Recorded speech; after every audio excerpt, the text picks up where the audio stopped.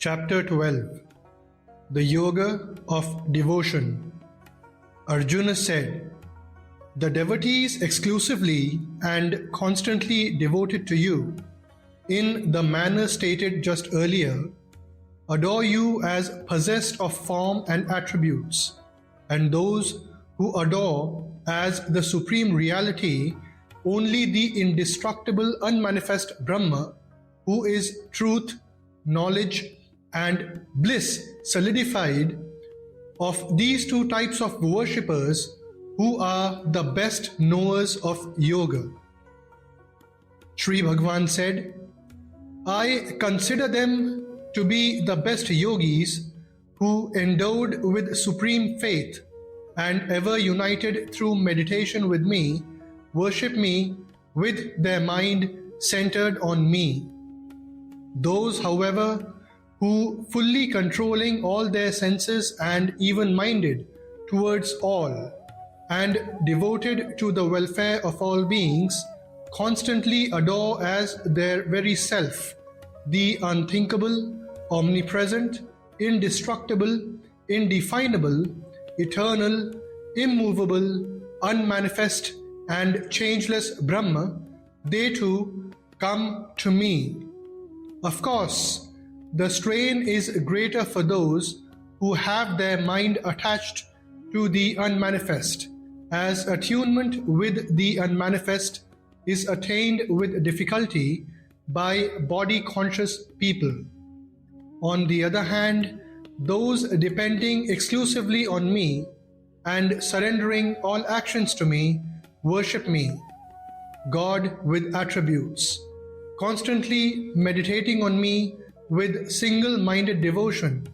Them, Arjuna, I speedily deliver from the ocean of birth and death, their mind being fixed on me.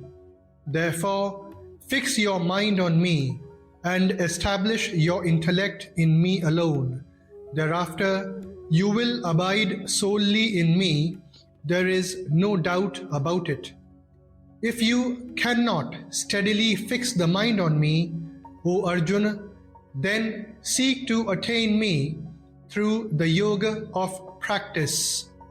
If you are unequal even to the pursuit of such practice, be intent to work for me. You shall attain perfection in the form of my realization, even by performing actions for my sake.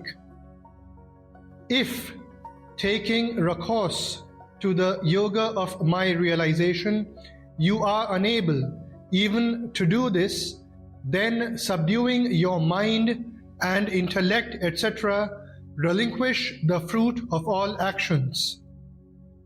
Knowledge is better than practice without discernment. Meditation on God is superior to knowledge, and renunciation of the fruit of actions is even superior to meditation, for peace immediately follows renunciation. He who is free from malice towards all beings, friendly and compassionate, and free from the feelings of I and mine, balanced in joy and sorrow, forgiving by nature, ever contented and mentally united with me, nay, who has subdued his mind, senses, and body, has a firm resolve, and has surrendered his mind and reason to me, that devotee of mine is dear to me. He who is not a source of annoyance to his fellow creatures, and who in his turn does not feel vexed with his fellow creatures, and who is free from delight and envy, perturbation and fear, is dear to me.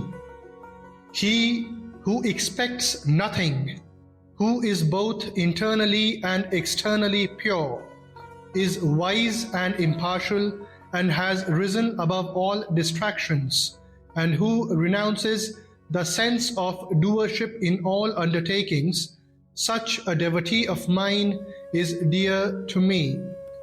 He who neither rejoices nor hates, nor grieves, nor desires, and who renounces both good and evil actions, and is full of devotion, is dear to me.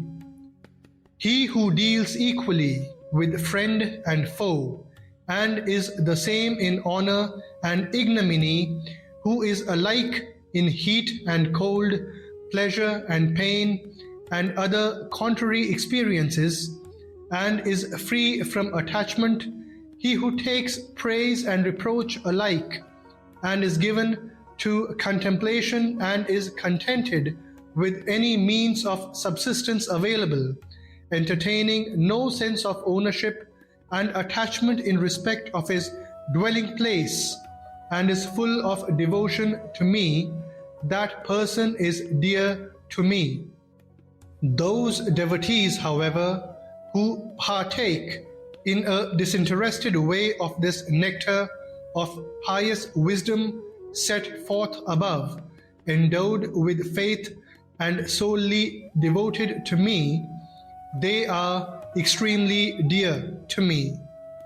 Thus, in the Upanishad sung by the Lord, the science of Brahma, the scripture of Yoga, the dialogue between Sri Krishna and Arjuna, ends the 12th chapter entitled The Yoga of Devotion.